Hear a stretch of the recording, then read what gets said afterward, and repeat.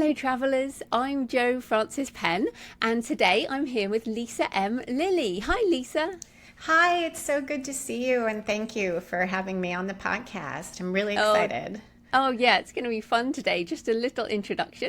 Lisa writes detective novels and supernatural thrillers and is also the author of Writing as a Second Career, books for writers. Her latest book, The Skeptical Man, features Prague in the Czech Republic, which we're talking about today. So, Lisa, you're in America, so why were you drawn to visit Prague and research the city for this book? It happened the other way around in a way. 2 years ago, went to Prague by way of Krakow because that was the main city we were going to, my travel companion and I, because my grandparents were originally from that area, came to the United States in early 1920s or so, and I had never been.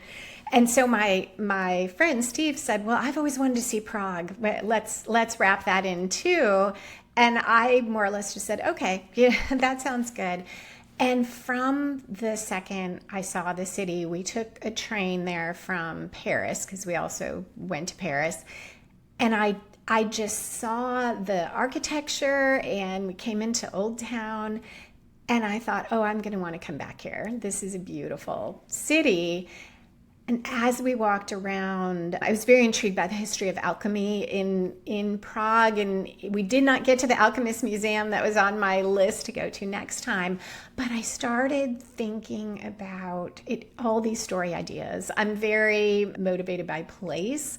And I had not even been sure I was going to write another book in the series right then. I was thinking of taking a break, and all these story ideas started coming to mind. And the more places we saw, the more I'd think, oh, this would be a great scene. This would be a great place to set something. I think Prague it's so beautiful and kind of in some places eerie, that it just evokes so many ideas. Yeah, I think it's interesting. Well, first of all, you said Krakow and you got the train from Paris. I mean, obviously Krakow's closer. You could have got the train. Went Paris to Prague, Prague to Krakow. Oh, okay, yeah, because it's really, it's for people who might not know, the Czech Republic is really right in the center of Europe, well connected with Germany, Austria, Poland, Slovakia. So, and the trains, this was what always surprised me in America, because I've been over to the US a lot, and the trains are terrible. Whereas in Europe, you could just get everywhere by train, right? So I love that you arrived by train as an American. It turned out for us, it wasn't the best way to go, because we had worked with this travel agent who specialized in trains, because we thought, oh, trains would be great. We'd always heard this about Europe, and it was in terms of connectivity, but she didn't think to tell us we were doing this almost 4-week trip. So we had tons of bags. We had each 2 big rolling bags, 2 smaller bags, and we were picturing, I know you've taken the Amtrak where you get the compartments and you could stow your bags above and check your bags. So we're lugging all these bags and there's nowhere to put them. Yeah, because we all have backpacks. Yeah, exactly. And people are just looking at us like, what are you doing? And there's not a porter, and we didn't. So I would say to people, yeah, be prepared. I enjoyed the trip, and I talked to some people from Prague to Krakow. One of my favorite parts of the trip was talking to people in the compartment who were Polish and were telling me about all these traditions, and I'm asking them questions. It was wonderful. But yeah, don't take 8 bags, and do it if you've got like a 1 bag and a backpack, and know your stops. We got off on the wrong stop. We didn't know there were 2 Dresden stops. So we're out, and we're like, why can we not find this connection? We need to get to Prague. But people were so helpful. I can't tell you how many people offered to help me with a bag, or like block the train door when they were going to close it on us, because very serious in Germany about the train times, or help me find. I just went up to someone and said, I don't know how to get the train to Prague, and they just happened to speak English, and we're taking that train, and said, okay, follow us. Very patient, very nice. People were just wonderful. Oh, yeah. Well, it sounds like you had an adventure in Yeah. getting there. It was. We flew the next time. Yeah. Okay. So let's come back. So you said the moment you kind of saw the city and the architecture was all amazing. So give us some of the highlight, like your favorite parts of the city. Yeah, I loved, this is very touristy, but I love the Charles Bridge because there's just so much going on there. We walk through during the day and at night. There are singers, we saw dancers, we saw a couple dressed up as a bride and groom doing a whole song and dance thing together, vendors. And of course, I thought, what a great place for a chase scene, a foot chase scene, which ended up in my book.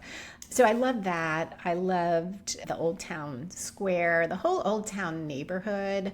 I really enjoyed. We went to see I'm sure you've seen it, the astronomical clock, which plays, I think, every half hour, and you can see all these figures coming out. And I think it's the oldest. I wrote this down. It's the from 1410, the world's oldest working astronomical clock. Yeah. Yeah, it's, and you see people just standing there watching, which is how we found it. We had trouble finding it because we came to the square in a direction where the way the buildings were and the churches, you couldn't actually see it. And finally we just saw all these people. Yeah, in this narrow area that's along the sort of the side.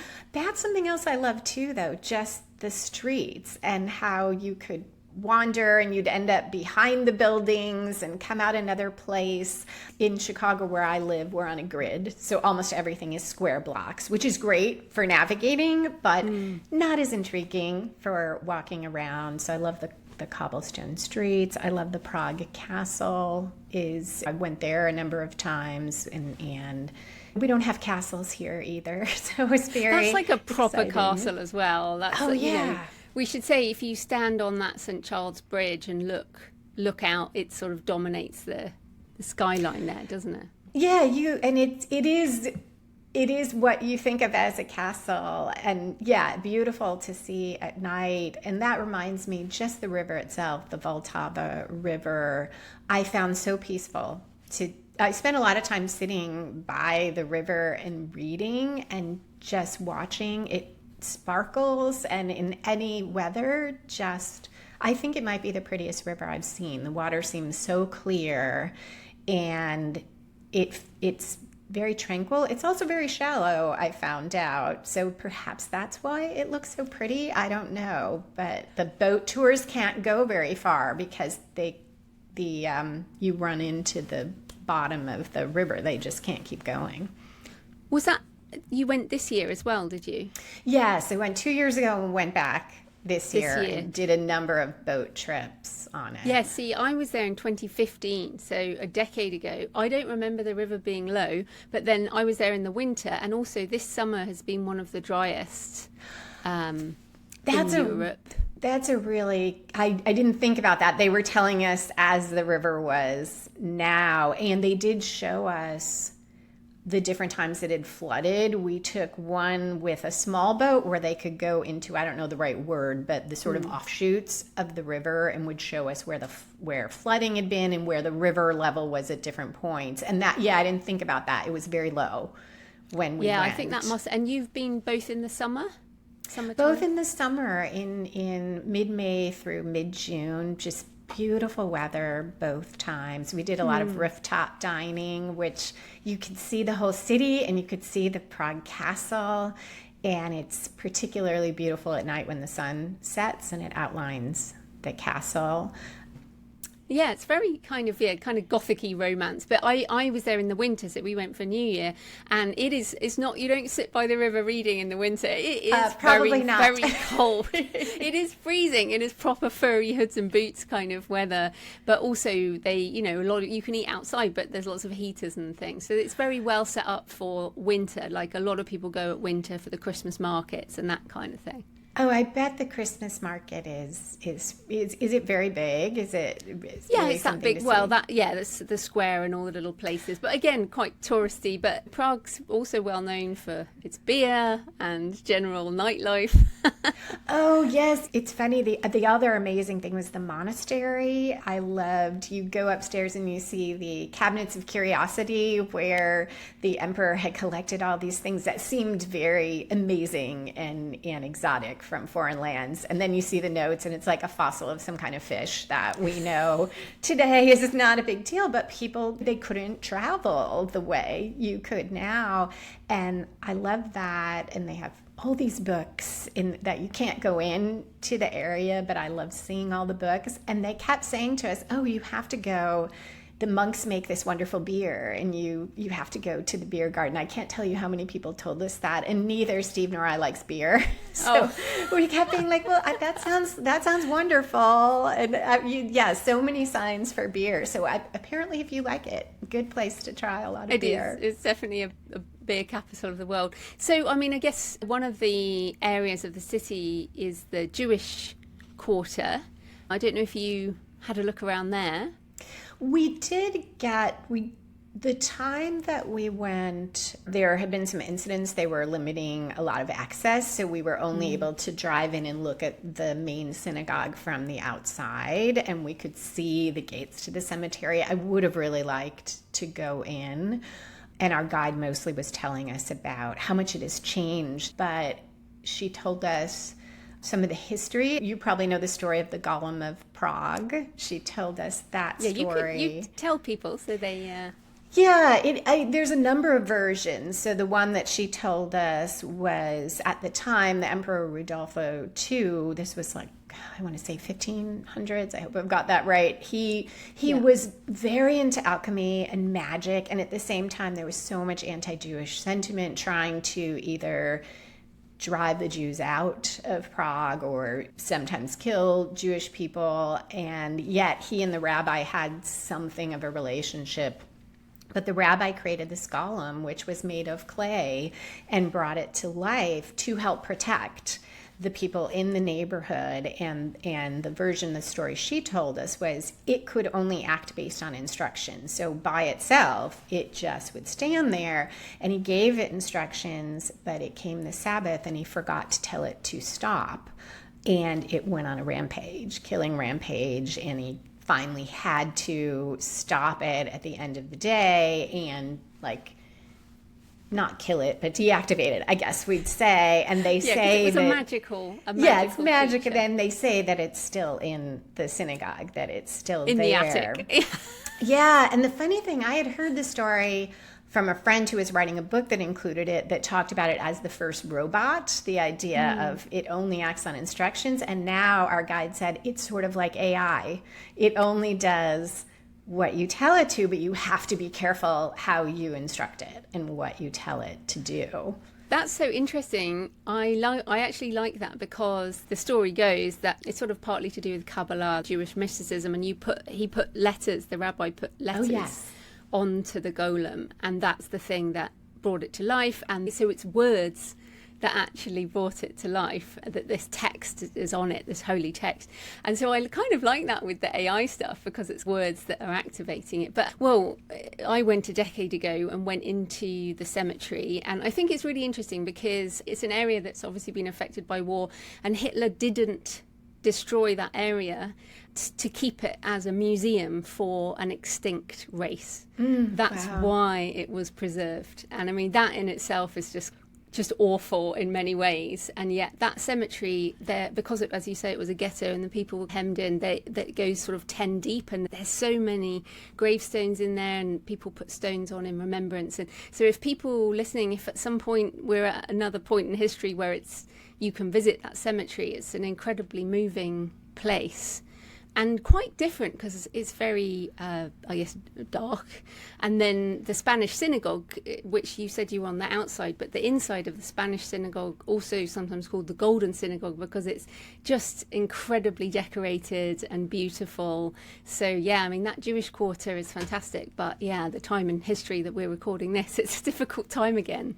Yeah. Which in itself is so heartbreaking and devastating that so long later.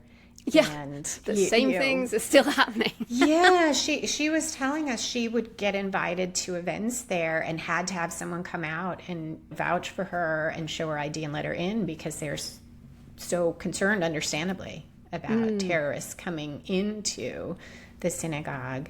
We did get to go to two other cemeteries. I'm going to say it wrong, but Visharad and Vinihadri cemeteries.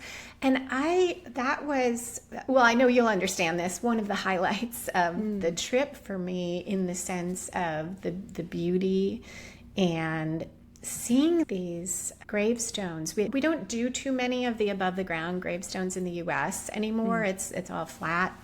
But seeing like family names and this history of the family, and I was struck by so many people put their professions on the headstone, which is another thing that we don't do here. And at least I haven't seen it much. And it really got me thinking about feeling connected in a way to, we see these stories of people so long after they're gone. And the names, I grew up in a neighborhood, lots of immigrants, lots of Polish immigrants, lots of Bohemian immigrants. And so many of the names I'm like, oh, that's the last name of this friend of mine in grade school. And many of them were names I knew. Now, were they related to the people I knew? Maybe, probably not, maybe distantly. But it gave me that sense of great connection with history and with, here we are across an ocean, and that sense of being part of the human family, and especially in a time when everyone feels so divided, it felt very peaceful and very connected, and not as sad as I thought. You would think, oh, this is sad, you're looking at all these people who are gone, but somehow it felt like having a place in that history. Yeah, that's interesting. And yeah, I find graveyards wonderful places to think about how short life is, and so we better make the most of it. But you did mention in our emails that a friend of yours died while you were traveling, and so you were also facing grief on your visit and thinking about her. So how do you think travel helps almost with grief? For me, it was in a way the perspective of feeling that larger connected sense, and that life, the finiteness of life, having, of course, we all know that, but I was getting this news about my friend who we had expected. She had had a surgery that there was an expected recovery, and I'd seen her a number of times before I left, and was sending her photos. She loved travel photos. She always was like, send me more, send me more. And then they found other problems, and she was gone very quickly, just in a couple of weeks. And some of that news I was getting while we were in the cemetery, that the type of news where you look and say, this is not good. Like, this is probably, I'm not going to see her again.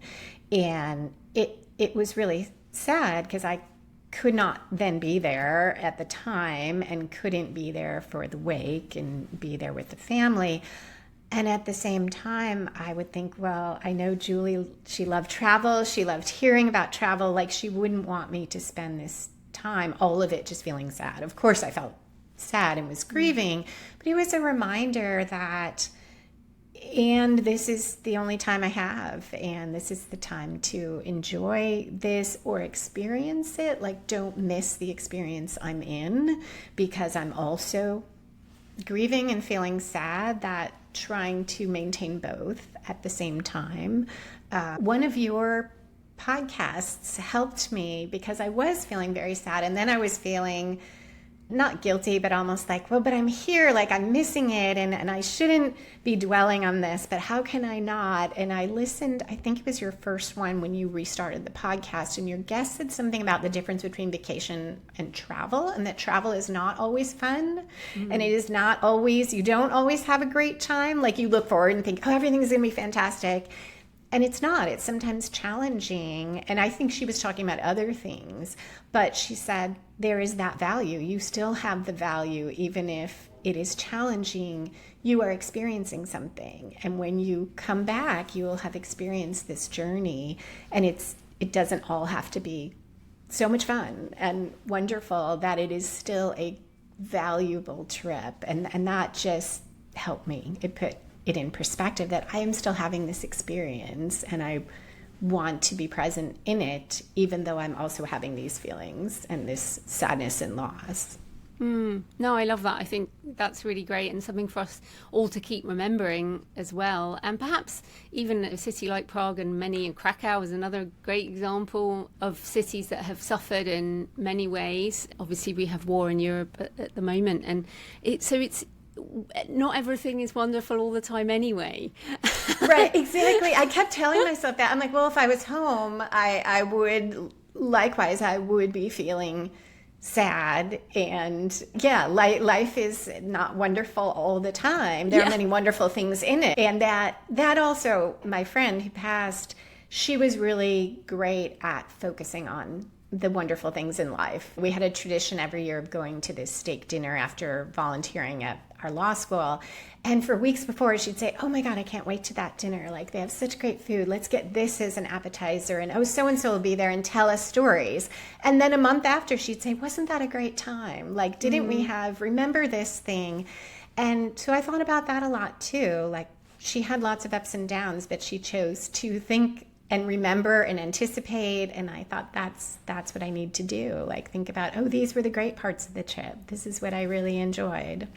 I think that's really interesting, and almost you're honouring her by enjoying the time that you had there. And yet I wonder how many, because I was talking to someone recently who was like, oh, I really just want to go to this particular place. And I'm like, well, why don't you make a plan to do it? Because we're not getting any younger, and what, you don't know when something might happen like it did to your friend, or you don't know when just things change. And so I'm like, well, you just make a plan and you save up the money, you book a ticket. We're very lucky to live in a world where you're going to be able to get to most of the places that people want to get to. Right. So do you think sometimes we find it easier to honour other people than honouring ourselves, like giving ourselves that kind of grace? Yeah, I do. I feel like it's almost giving, it's like this person outside of you giving you that permission or that reminder.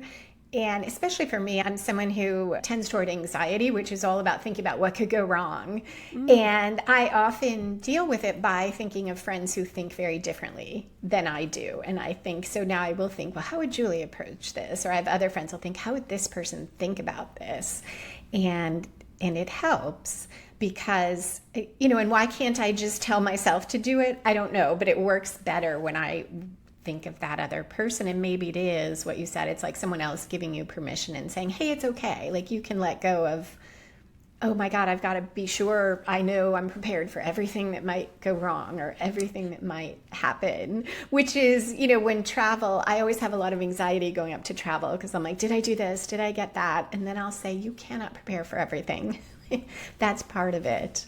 And as you say, most people are lovely and they will want to help you. Like, wherever you are in the world, generally people are just nice and they want to help you. Yeah, I really have found that. I mean, of course, here and there you meet someone who's not, which is also true at home. For most people, for all that, people will say to me, well, do they like tourists there? I'm like, people seem very nice. They seem glad that we're there. And if they don't like us, they're hiding it really well. No, they love it's a tourist destination, right, tourist industry. Yeah. Yeah, it's part of what they do. I actually found in Prague, particularly, people are, very friendly and seem very, they seem actually really happy at their jobs. So I don't know if it's just maybe working conditions are better there. And it also might be that they do appreciate this is part of the way, this is especially the Old Town area. It's a lot of it is tourists. And so it's how people are making their living. Yeah, for sure. Well, just, I guess, coming back on the city in terms of the literary side of things, there's obviously the Franz Kafka Museum is kind of one of the top places, isn't it? Any thoughts on the sort of literary side? Yeah, you see Kafka everywhere. And I have to confess, we did not go to the museum. Not that I dislike Kafka, but it isn't my he's not my first choice Yeah. for reading. But yeah, there is so much. I read a book before I went this time, in between the two trips, that a guide that I work with both times recommended, and it's called Wolf on a String.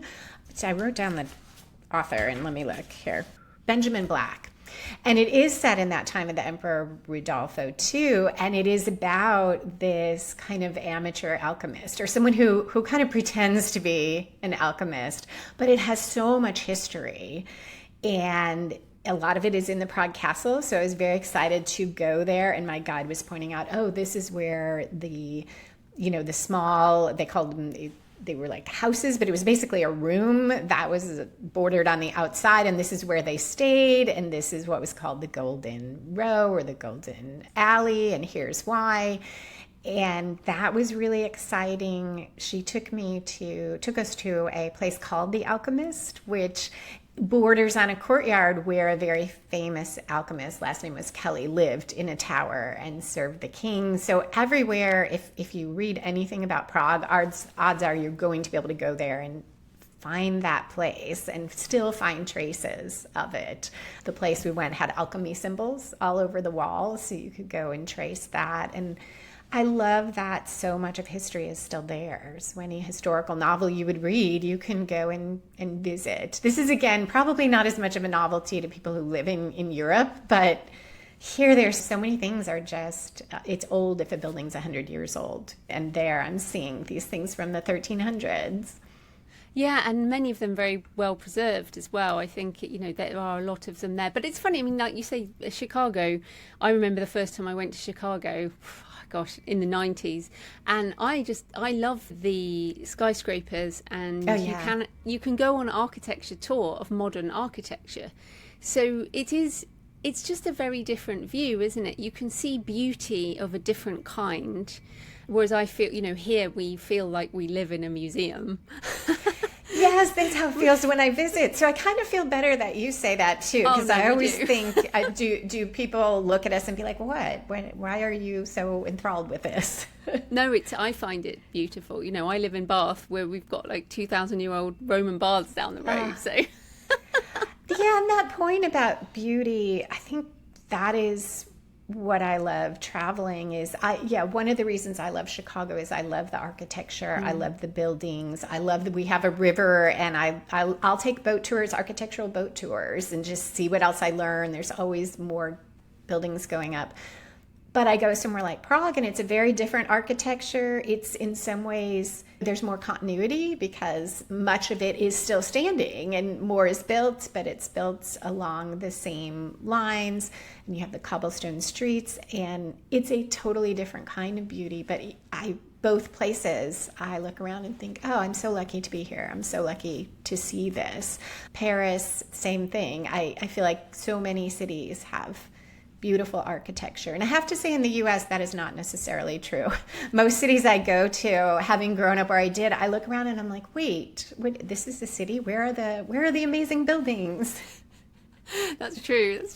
But just coming back, so earlier you said you weren't so much into the beer, but any sort of food and drink you did enjoy, since you said you were eating outside and there's a few local specialties? Yeah, my travel partner and I, we tend to plan trips around where we're going to eat. We will make these restaurant reservations. So we went to, it's called Miru, Miru. It is only open 2 months of the year on the rooftop of the Four Seasons Hotel. And last time we were there, we missed it. And this time we were able to go, and they have maybe 4 or 5 tables only, and it's one of these tasting menus. So each course is very small and very beautiful. And they have a drink paired with each. So wine, at one point sake, which I admit I could only have a sip of. And I was like, okay, that's all for that. But it's at night, so you have the beautiful view of the castle. And each dish is, it might be salmon, but it's salmon with a little bit of caviar and some tuna foam and something else, all very elaborate and fancy. So that if you just want an experience for a night, it's wonderful. This is also touristy, but there is a steak house there that is some of the best steak I ever had. It's called George Prime. And ironically, the steak is from the Midwest in the United States, but it's something about the way they make it. I don't know. Excellent. And we did 2 other rooftop restaurants. One is called Coda on the roof of the Aria Hotel, and everything is music themed. The food is very good. Like I had a farm-raised chicken that was wonderful. But it's also just to be up there outside. And if you get a plate, every plate has a different drawing of a different musician on it. And the menu is music themed. So a little bit touristy, but it That's is good. very I love fun. that. And then one really good local place, Krasinski, I think is it. It's known for its duck. So if you Google duck, in Prague, and mostly locals there. Like we heard mostly Czech being spoken. If you like duck, wonderful duck and wonderful atmosphere. It reminded me again as a kid, I went to a number of, if there was a party, it would be in a banquet and often a bohemian banquet hall. And I walked in and I'm like, oh, these are the furnishings that I grew up with. This is like being at my aunts and uncles' houses, only stepped up fancy, and really, really good food there. So if you like Bohemian food or Polish food or Czech, that's I think a great place to go. Duck is definitely Duck is the more thing. that region. Yeah, That's that's really great. good. That's fantastic. So this is the books and travel show. So you mentioned obviously Wolf on a String. You mentioned Yes. already. Are there other books that you would recommend that are about or set in Prague or the area? Yeah, for research, so between the trips, when I decided to set something in Prague, I got a book called Prague, the Mystical City. It was written in 1970. It goes through 1983. I forget the publication date, but it covers the city 1907 to 1983. And it's at least 10 years old, but it really gives you that feel of Prague. It talks a lot about the history of alchemy and magic and how alchemy worked into science, how much the alchemists were the basis of so many scientific and chemistry advances later. And it really gives you that feel for Prague if you want to read nonfiction. Interestingly, AI hallucinated for me other books by the same author. And I was like, oh my God, that is a great book. And I went hunting and hunting. And I even asked like a librarian at the local university, and she's like, yeah, I think it made this up. But that's how I found this one. I was like, okay. And the other book I just happened to read, I don't know if you read the All Souls trilogy. It started with the discovery of witches. So the Deborah Harkness. Right? Deborah Harkness. And the third book, they go back. I don't think this is too much of a spoiler. I'm not going to tell any plot things, but they go back in time and they are in Prague in the same time period. Somehow I kept running into this same time period with the Emperor Rodolfo, and there is a golem in it, and she meets a number of these historical figures. So if you are interested in like supernatural books, I would read the first 2 first. But it was very neat, and I just happened to read it maybe 6 months before coming back to Prague. So I love that one as well. And of course, Wolf on a String. I will say Wolf on a String, it has a mystery, so I like that. It is a bit bleak, a little bit bleak for me. So I persisted because I wanted to read about the city, and it is an interesting story. But if you want something more uplifting, maybe not. maybe not one. Yeah. But if you're good with a lot of darkness, then go with it. And we should say, as we record this, it's not out yet, but The Secret of Secrets by Dan Brown is supposedly opens in Prague. So I shall be reading that when it comes out. I am so excited about that. You had mentioned that in the email, and somehow I didn't know that until you said it. And yeah, I cannot wait to get that. I love his books anyway, and now to read it in Prague, that will be wonderful. Yeah. And so your book, The Skeptical Man, also has some scenes set there, but tell us a bit more about that, because it's also across the US as well, isn't it? Yes, most of it is in the US. This is the 7th book in my mystery series. I had never taken the characters outside of the United States. And I was going to take a bit of a break because the 6th book was kind of a big thing that a mystery was solved that had been running. And taking this trip, in the back of my mind, I always had this idea about a magician as the victim, as the murder victim. a magician who also debunks psychics, a little bit like there was a real magician who did that, the Amazing Randy, and I used a little bit of his life as a model. So when I went to Prague, I thought, oh, how interesting it would be if some of the people that are suspects are somehow connected to like a psychic. I didn't decide, was it going to be a genuine psychic or someone who was a little bit of maybe a little scammy. And something about being in Prague, I started thinking, oh, what if there was a whole network that was based here and that played into this magician's death? He had crossed paths with these people, and it really inspired me. So in the story, the detective, QC Davis, is asked to try to solve this murder by a friend. She's a lawyer, she's a friend who's a judge, and it's her husband who has been killed. And they wonder, like, is it someone, he does this debunking of psychics, is it somebody that he exposed that came after him? Or, of course, there are other suspects as well in other parts of his life. And the Prague part, I just had such fun with, oh, the character's going to get out of Chicago. Mostly she's in Chicago. She's going to get out and go somewhere else. And how would that be for her as not a world traveler? She has a friend who does a lot of world travel. So, you know, it's her taking her along and being like, hey, this will be fine. We'll do this. Oh, cool. Oh, well, I'm glad you got to weave it in. So where can people find you and your books online? You can find my fiction and nonfiction and my podcast, which is about Buffy the Vampire Slayer and story, at lisalilly.com, and it's LISALILLY.com. Fantastic. Thanks so much for your time, Lisa. That was great. Thank you. It was great to be on with you.